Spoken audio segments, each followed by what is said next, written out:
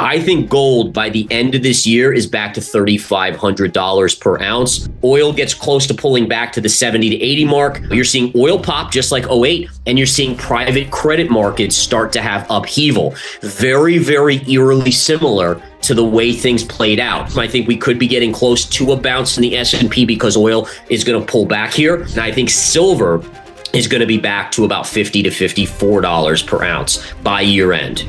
All right, so most bullish assets in the near term, absolutely Bitcoin. Gareth Soloway is back. He's the Chief Market Strategist and President of Verified Investing. He was on the show earlier in the year and he had called oil to be one of the best performing assets of 2026, at least in the first half. But look at the breakout on oil, folks. Again, I was loving this wedge pattern here. Low end, think about where oil is if you adjust for inflation. I mean, we see oil at levels it was trading 10 years ago. Think about the inflation in the last 10 years and oil still trading at those levels. And so now you have a bullish breakout. We hear about more increasing tensions again with Iran, more military forces being moved into the Middle East. And this, to me, is likely going to be a continued big rally here to the upside. But great breakout on oil. I'm a big bull on oil. Now, Gareth didn't predict the Iran war, but he did say the charts told us that oil was going to shoot up very soon. We're going to revisit that call, and we're going to get his update on gold, Bitcoin, and stocks. So what is next for the markets? What's next for the Federal Reserve? We're speaking right ahead of the FOMC meeting today. Gareth's going to give us his take on what will happen to the economy and how the Fed will respond. Don't forget to also check out my second Clips channel. It's linked down below. I started it last week, just surpassed 1,000 subscribers. So thank you for signing up and being one of the first subscribed to my brand new channel. It's a Clips channel where you get videos under 10 minutes long. And the idea is that instead of watching the entire thing, you watch just highlights of the interviews. I'll also be creating very shortly original content for that channel in under 10 minutes. So please subscribe and check it out. Gareth, welcome back to the show. Good to see you. Hey, thanks, David. And I appreciate the kind words. Always great to be back in chat markets with you. Let's jump straight into a chart. Let's start with oil since we led with that. Yes, you did call oil. You did say that oil might be a top performer this year, at least in the first half. You did not predict an Iran war. You just said that the charts looked bullish for oil. Maybe walk us through that one more time and explain what you were looking at back then. Yeah. So I think what's so fascinating about charts and why I love charts is they tend to give you a heads up something is going to happen, right? You see a bullish pattern, it tells you that a breakout on oil is going to happen. And that's exactly what I was eyeing here. And if we look at this, right, we had gotten to a point where oil was at these base bottom levels. It was coming right into the end of December right here. And I did, like you said, I talked about it being potentially the first half best performer of any major asset class. So you can see you were right at support and you had this beautiful little downsloping trend line right here. And what I was watching for was the breakout. And that occurred right here on January 9th. And again, did I know that the US and Iran were going to go to war? No, I had no clue about that. But the chart was telling me something was going to happen. And ultimately, we see what ended up happening, a spike to $120. Again, would I have ever dreamed that we were going to go to 120? No. But in the very least, I think when we talked, I said maybe $85, $90 a barrel, which is kind of in the range of where we're sitting here at this point. Now, I will say this. I think the highs are in on oil at 120. I again would say now I would expect a drawdown in the next 3 to 6 months back to $70 a barrel. I still think it'll stay around there, but I do expect as the U.S. economy weakens for oil to come back in, and eventually the straits are going to be open. There's no doubt about it. How can you be so sure? Well, it's just a matter of we're already seeing that the Iranians, their power, military power, has been majorly degraded, and we also have to put the pieces of the puzzle together. So you have a midterm election that is coming. We know that inflation in oil takes months to get through the system, and so you have to assume that the president is very aware of this, and he needs to get oil down probably within a month or two significantly to curb the inflation that would be, basically basically hitting around the midterm elections. And I think, again, you never want to say, oh, it's being dictated geopolitics or, actions around the world are being dictated by elections. But let's be honest. Let's all be honest with ourselves. It probably is to some extent. Okay, we're also going to be talking about what the Fed is going to do and how they may respond. We're speaking right now at 11 a.m. Eastern time on Wednesday, so right ahead of the FOMC press conference. And so we'll talk about that in a little bit more detail. But Gareth, let's take Iran out of the picture. You see an asset move up vertically like that. It could be oil, could be gold, could be Bitcoin. It doesn't matter what it is. In this case, it's oil. What do you do?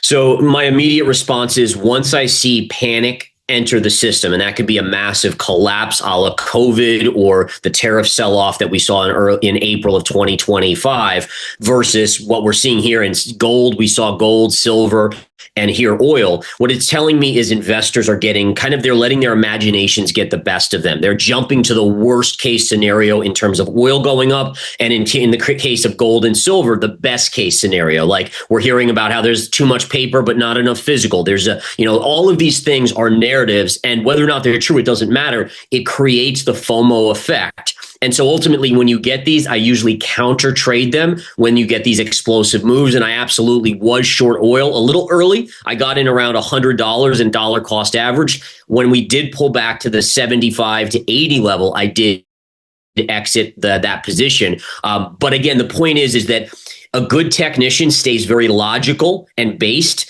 and ultimately uses and watches others' emotion to trigger the inverse move. All right.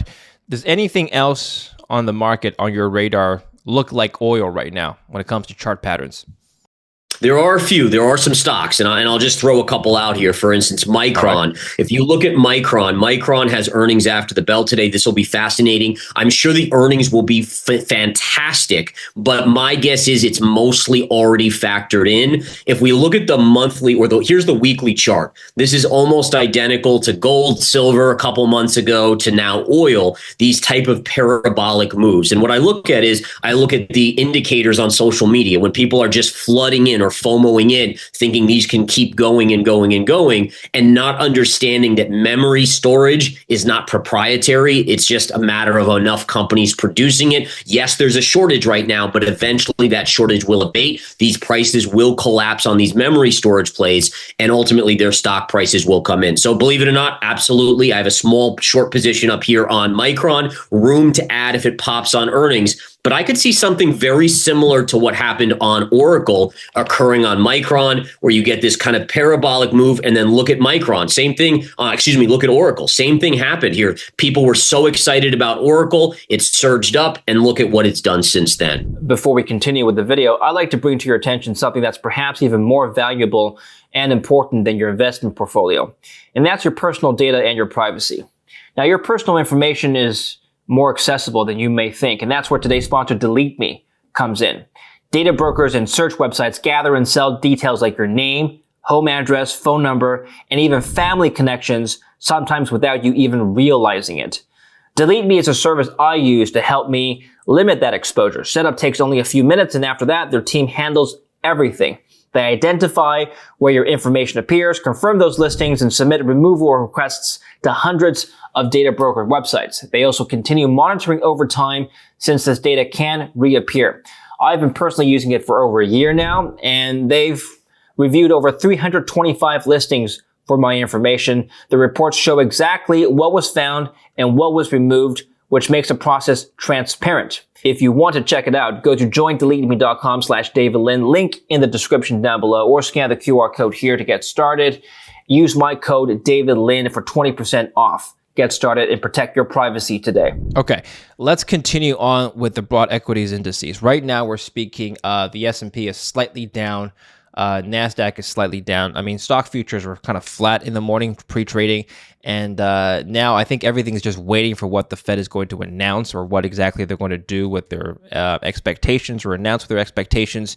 But it looks like hotter than expected inflation reading for February that came out recently made some investors and traders contemplate the possibility of even one lower rate before Q2. And so what does the Fed have to do to, I guess, move markets either way is my question. Yeah, and this is putting the Fed in a very precarious position, right? So you have a new Fed chair that's going to be coming in May, and the expectation a few months ago is he's going to cut rates right away, right? He's going to do what the president wants. He's going to cut rates. That almost is impossible now. When reading of zero point 0.7 on month over month PPI, multiply that by 12. I mean, you're talking about 7 to 10% PPI inflation if it were to stay that way every single month. Those are numbers that you cannot be cutting into. And one of the big things we talked about in December coming into January, David, was that I saw an uptick in inflation and the economy slowing, aka stagflation. And I do think that is now the base case for what the market's going to go through here. It's another reason why I am net bearish on the S&P. Even if we get a fall back to $70, $75 on oil, it's not going to change a lot of the factors like the labor market weakness, the economic weakness, the consumer spending weakness, and it's not going to cure the fact that there is inflation being pushed through the system even prior. Remember, these PPI numbers were from before this spike in oil, and that's telling right there as well. The fact that stock markets are kind of I guess benign is my word that I would use, not really moving up and down in either direction right now. What does that signal to you? Yeah, so this is amazing because for me, this looks like a rounded top, very similar to what happened in 2008. Now, again, I'm very hesitant to go out on a limb and say, hey, we're just about to have a financial crisis again. But I want to show you this chart. All right, so this is a chart here of the current S&P, and we can see here it's got a rounded top to it, which is the distribution, right? So you keep telling or you've programmed people to buy the dip, but institutions are selling into it, right? So you have retail buying, institutional money selling. The underline, the blue line, you know what that is? That is crude oil. All right. So crude oil obviously has spiked. Look back here in 2007 into 2008. We had oil spiking and a rounded top forming on the market. We know what happened in 08, 09 with the stock market. The other thing to keep in mind here is think about this. What was going on in the underbelly in 2007, early 08? It was the beginning of financial stress in the markets. We started to see some issues. And what are you seeing right now? You're seeing oil pop just like 08, and you're seeing private credit markets start to have upheaval. Very, very eerily similar to the way things played out. And I think you could argue that the oil spike in 08 basically put more pressure on the credit side of things and the loan side of things, and probably pushed the consumer over and the loans over. And you wonder if oil stays high too long right now, can it have the same impact? And again, we'll watch and see, but it's definitely something on my radar. I wonder if, let's say the Fed doesn't lower rates or perhaps even contemplates higher rates, let's just say they do, then history might see this as a policy error. Recall that in 2008, the European Central Bank raised rates into 2008 because the inflation print was high at the time. Right. Right, oil was hot. Recall that in 2007, oil had spiked up, and the central banks around the world were looking at that. I mean, they say that, of course, the Fed says that they look at core PCE, which excludes energy and food, but they still look at headline numbers, is what I've been told. And so we had a situation in 08 where the banks were failing, and all of a sudden we had a cascade effect of a bunch of bank failures, and so the Fed and central banks around the world, like the ECB, looked at the inflation print and said, well, I mean, inflation's still high. We got to raise rates into a financial crisis. And of course, history didn't look too kindly on that. I wonder if that's going to be the case this time. I would say it's not. I think that the Federal Reserve and central banks around the globe are very aware of what happened in 08, 09, and they're going to try to learn from it. But this is what even makes it more interesting. If we look at the 10-year yield, what has the 10-year yield done here, folks? Is that from March 2nd, the 10-year yield has shot up here about 30 basis points.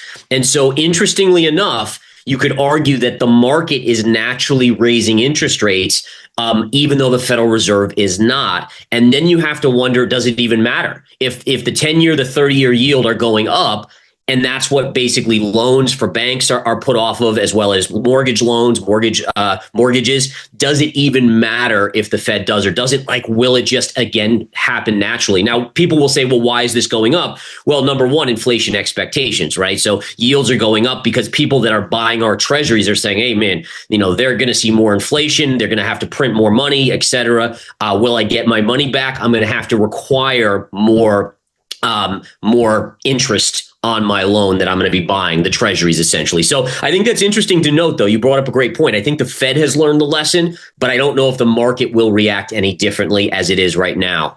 The Federal Reserve also looks at unemployment in the labor market. And I think that's what you might have been referencing earlier, right? When you said that they're kind of stuck in a precarious position. Yep. How would you evaluate the strength of the labor market right now, factoring in some of the latest numbers? I think the last payrolls reading came out, and the economy lost quite a few jobs. Let me just pull up the exact number, but I'll let you answer the question first. Yeah, no worries. So I think the big thing here to understand, and I'll let you pull it up if you have it there, is that, what you have to keep in mind is that you have multiple negatives. You have a consumer that, unless you're in the high income net worth area, then you have a lot of assets. You're struggling right now. The inflation side, we're still seeing inflation. People are hurting, right? Now you have companies that are no longer hiring. Now we're not seeing massive layoffs. The initial claims numbers, jobless claims, are not spiking dramatically, but you have to wonder if at some point here, we are going to see a crack to the downside. And what scares me even more is the fact that you're getting more and more companies to lay people off, not because the economy's weak, but because of AI. And we saw Block, Jack Dorsey's company, lay off 50%. We've seen Oracle lay off. Meta, we just heard earlier this week, they're looking to lay off 20% of their workforce. These are numbers that are going to be staggering. Imagine if every company out there lays 20 or 30% of their workforce off. That's going to create a spike probably north of 10% of unemployment. And you could say, well, the companies are still doing great. Sure. So the rich do even better. But what about everyone that's getting laid off? They no longer can spend like consumers have been spending. So here are the numbers that I was referencing. Non-farm payrolls decreased by 92,000 in February. Unemployment rate rises to 4.4% from 4.3%. Not cataclysmic, but it's getting worse. Gareth, how does a trader like yourself, generally speaking, trade on labor market reports?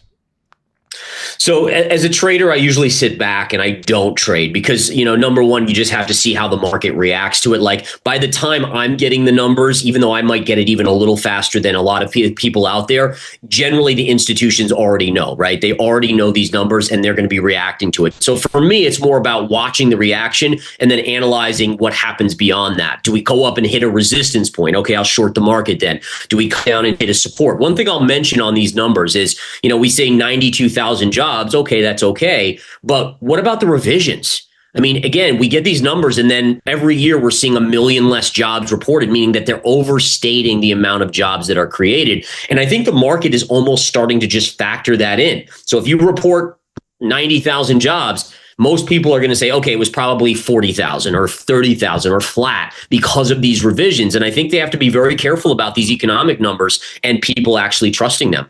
All right, Gareth, let's move on to some other assets now. Gold is falling. It's at $4,800. It's down 2.5% in a single day. And I will just point out that in my 7 or so years covering the gold and equities and commodities markets, even a 2.5% move on a single day, intraday basis is rare. Gold doesn't typically move that much. Of course, in the last couple of weeks, it's been very volatile, as you know.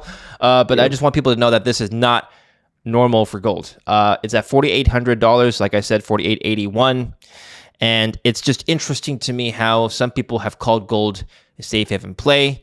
And some people have said that we can expect gold to go higher as geopolitical tensions ratchet up. It's done the exact opposite since the Iran conflict. In fact, if you look at February 28th, which is the day that the U.S. and Israel struck Iran first, gold's been coming down ever since then. Can you offer an explanation as to why that may have happened? Yeah, so any asset has the potential to be a safe haven asset, and any asset that's a safe haven asset can come out of being a safe haven asset. And what I mean by that is that when no one wanted to be in gold and it was boring gold and all these type of things, and same thing goes for silver, well, it was a safe haven asset. You'd go there when things got scary. You knew that gold would be gold and it would kind of generally hold its value. Problem is, it got emotionally attached. All of the retail crowd started to pile in. In fact, it's probably one of the most emotional trades right now based on comments on YouTube and other social media outlets. And that to me tells me that it now has become a run to, I think I'm going to get rich quick type asset, which is not a risk off asset, meaning a safe haven asset. And that's really what we're seeing here is we're seeing that as people get scared, there are people that are in gold that didn't buy it as for a safe haven purpose, and therefore they are selling it now. And again, I mean, this was, by the way, this is a classic bearish pattern on the charts, right? We have this down move, inside bar. I remember talking about this level here, and people were so angry at me when I said it was bearish, and then it comes down, makes another bearish pattern, and it's breaking down. And I will go on record saying we can check in at the end of the year. I think gold by the end of this year is back to $3,500 per ounce. And I think silver is going to be back to about $50 to $54 per ounce by year end. Silver is back to 50. Okay. So then which one are you more bullish on, silver or gold? Just based on its lack of volatility, I'll take gold. So gold again would be the one where if it pulls back to 3,500, I'll put more money in on the long side. I'm a buyer long term on both of these assets because again, fiat currencies, the government printing presses, all of this nonsense that we continue to go through, you have to take that into account. But it doesn't mean that in the near term, in the next few months or the next 6 months, it's not going to go lower. And the charts are absolutely telling me this. I mean, look at the bear flag for formation on silver here. Look at the drop. This is an inside bar bearish flag pattern. It generally will break down more often than not based on probabilities. And that 50 to 54 level is likely in the cards for later this year. So again, gold is generally the one that I would always go to if I just want to be as safe as possible. But I will be buyers of both at those target prices. Drivers of gold, a little bit confusing for me right now. Geopolitical tensions, one could argue maybe gold sniffed this out in advance. I don't know. I don't know about that. I mean, I think that's just a narrative that people put in retrospect. Gold responding higher to inflation. If you look at the CPI, this is what we've been talking about earlier. The CPI has been coming down ever since 2022 and 2024. I mean, just recently it's kind of picked up by 0.1%, but the trend of the rate of inflation has been down, not up. And so gold clearly wasn't responding to higher inflation. It's been doing the exact opposite. And so it just comes back down to, if someone asks you why gold's going up, what would the driver be? Clearly it's not inflation. Clearly it's not Iran. Right. And so, again, I think what people have to understand is you got to wipe out the weak hands. You got to get it back to flush out to be where people start to say, oh, I don't want to be in gold anymore. It's boring. It just goes down. And then it will start behaving like that safe haven asset once again. But you have a scenario here where there are just way too many weak, what we call in the industry, weak hands, which are people that bought it to get rich quick. And so what ends up happening is when they get scared. So these people, let's say you own let's say 500,000 people own 5,000 in gold. Nothing crazy, just an ounce or so of gold. When Iran gets invaded, or not invaded, but bombed, they start to get fearful and they will sell anyway. So you have a certain amount of investors that did not buy this as a safe haven asset in the last, let's say, 6 months. And therefore, they will get scared and exit the trade, driving it back down. Then you have central banks that will come in, and they still are, and they will buy, and it will start to become that safe haven again. But we want to look into all these different things. Like, wait, is gold all of a sudden not a safe haven? It's more that psychology has changed here in the near term. I still think it will go back to being a safe haven. It just has to wash out. All right. Bitcoin then, 67,000. I think we spoke last time. It was at 67,000. You were. I'm not going to put words in your mouth, but I think you were a buyer at that level. I'm not sure. But in any case, it's gone up a bit then. So I'll let you analyze what's happening right now, and I'll give you my 2 cents, and maybe we can have a discussion about that. Yeah, absolutely. So on the chart of Bitcoin here, we had this bullish reversal after hitting 60,000, bullish reversal on February 6th. All of these were inside bars inside of that green. In technical analysis, that's called an inside bar bull flag. And that's when we talked, and I was like, all right, I'm bullish on Bitcoin. It should go up to, I think it still can go up as high as 80 to 85,000. But we can see it topped out here in early March at around 74. It then touched 75 to 76, but then got rejected. And so So it's coming into a little bit of resistance here. I still think it's going to go higher here, folks. I still think once we get kind of this fear out of the way, Bitcoin, which is more of a risk asset, I do think that it will head higher towards that 80 to 84,000 level. And one thing to note here on Bitcoin is that if you look at the performance of the S&P, gold, silver, and Bitcoin's actually among those over the last month, the best performing asset. And that's telling me something about how people are now saying it. At 127,000, I think it was too lofty. It had gone up too much. Now you're seeing some smart money starting to say, okay, it's low enough. Let's at least put some assets away from the stock market into Bitcoin. The analysis that I like to give, and maybe you can help me review this. Bitcoin's currently at what, $71,000. What happened last time at the last bull cycle? Well, it topped at around 69,000 and it came down to 17,000. What happened at the previous bull cycle in 2017? It went up to 17,000 and it came back to 4,500, 5,000. Now, what am I trying to say here? It looks like in the last two bull cycles, Bitcoin has bottomed at the previous trough. Bottomed at the previous peak, not trough. So in 2023, we had a bottom of around 17,000, 15,000 to 17,000. 17,000 was the top in 2017. Now we're entering a scenario where it looks like things are flatlining around 67, 69,000. 69 was the top in 2021. Is that what Bitcoin's repeating right now? Is that the new kind of 4-year cycle? So it certainly does look like that. And I drew it on my charts here. So we have the 2017 high here. Here was the bull market in 2021. We came back in. We did pierce the highs by a little bit, about 10, 15%. And then we rallied up. We went to new highs, and now we've pulled back into that level. So that's great analysis and great notability there that Bitcoin, and again, is probably why Bitcoin is getting a bounce here as well. I am not sold on the fact that it's not going to go a little bit lower.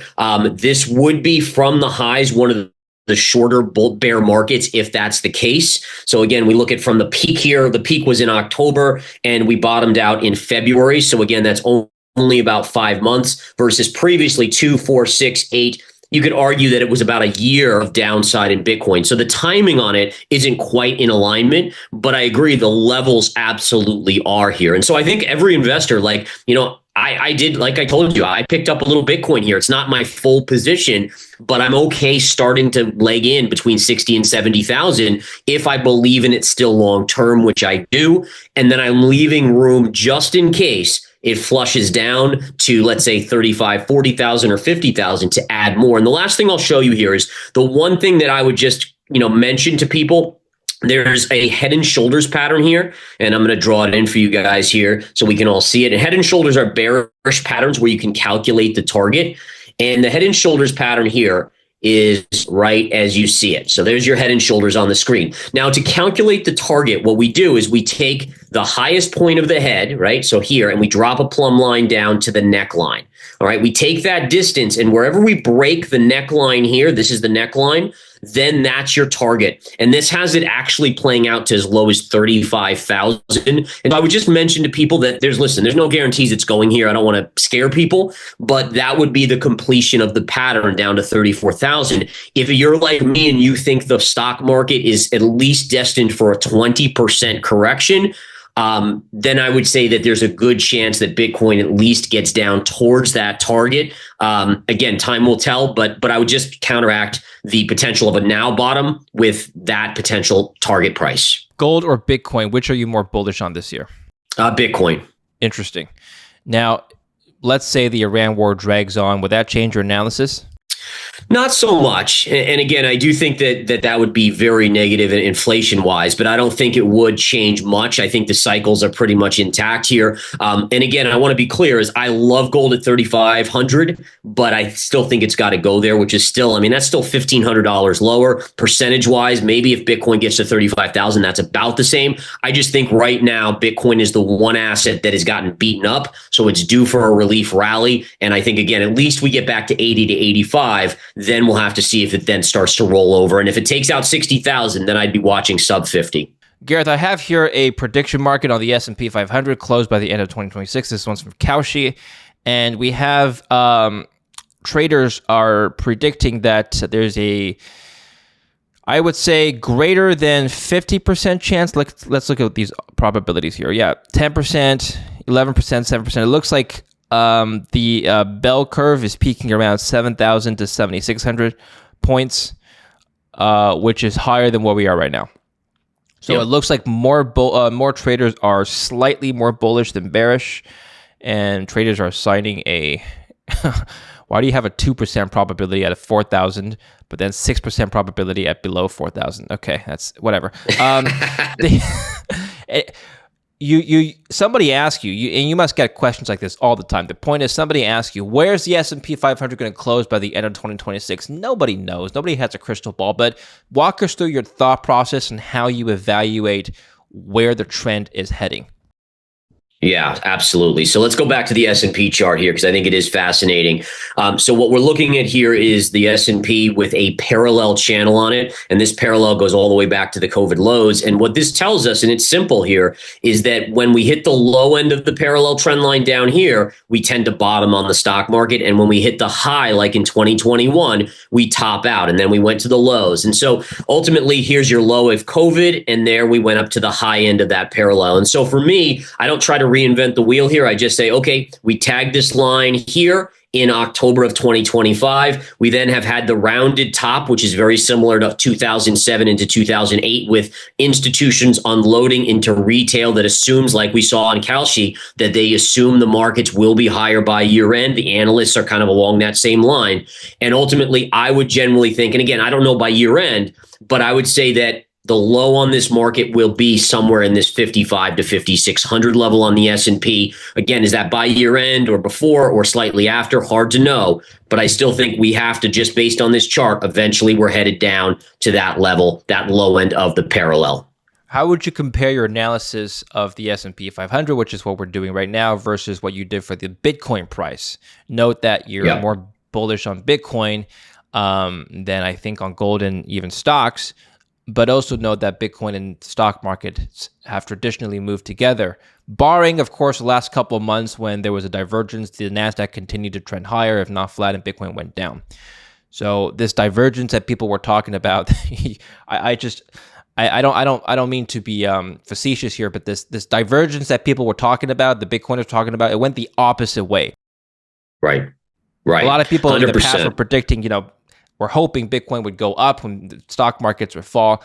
It's doing the exact opposite. So, how do we reconcile this difference of analysis here between the stock market and Bitcoin? You're bullish on Bitcoin, but you're bearish on the stock market. Why? Yeah. And so what I think the most important thing for viewers to be understanding is that it's all about time frame. All right. So in the near term, my guess is that we will see oil pull back. There'll be some resolution, I think, within the next week or two, and oil will fall dramatically back to $80 to $70 per barrel. That will be a risk on for the markets in the short term, popping us up on Bitcoin with risk on back to 80 to 85,000. I think once there, essentially, if we look at this chart on Bitcoin, we will get back to this neckline right here. And that should be, at least per technical analysis, that's where Bitcoin tops out. And then we start moving back towards that, let's say 50,000, 35,000 target of the head and shoulders. That will coincide with an economic slowdown that begins to gain steam into the second half of the year. And so ultimately it's about time frame. So near term, I think we could be getting close to a bounce in the S&P because oil is going to pull back here. And then I think that propels Bitcoin to the targets. And then both those assets start crashing lower later this year. All right. So bottom line then, your most bullish and bearish assets. Let's start with your most bullish assets right now.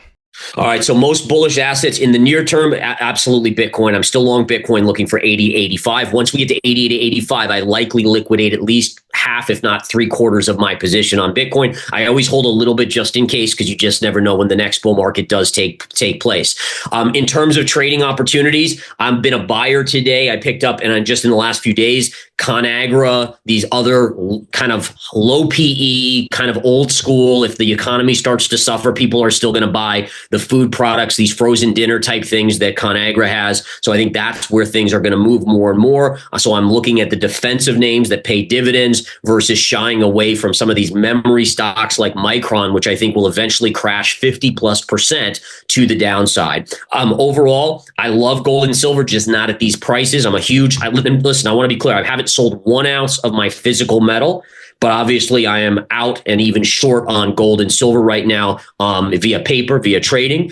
But ultimately, once those get low enough, I start to accumulate those aggressively again in those scenarios. So again, it's just about really, and again, you guys know I'm a trader, right? I'm generally not a long-term investor. So It's all about maneuvering. But right now, I think, again, oil gets close to pulling back to the 70 to 80 mark. That propels stocks up. Then we have the bigger economic slowdown that hits in the next 3 to 6 months. And you will see, in my opinion, possibly by year end, 5,600 on the S&P. Thanks, Gareth. Great stuff as usual. Where can we follow you? Just verifiedinvesting.com. It's all charts, no BS. We just kind of get into the charts, let them tell us. That's how I made the oil call. That's how I called Bitcoin's top back in October when it was at 127,000. It's shutting down my emotional brain where everyone gets excited and FOMOs or FUDs, and then really focusing in on the charts. What are the charts saying? That's my highest probability trade. We'll put the links down below, so make sure to follow Verified Investing down there. Thank you so much, Gareth. We'll speak again soon. Take care for now. Thanks, David. Take care. Thank you for watching. Don't forget to like, subscribe.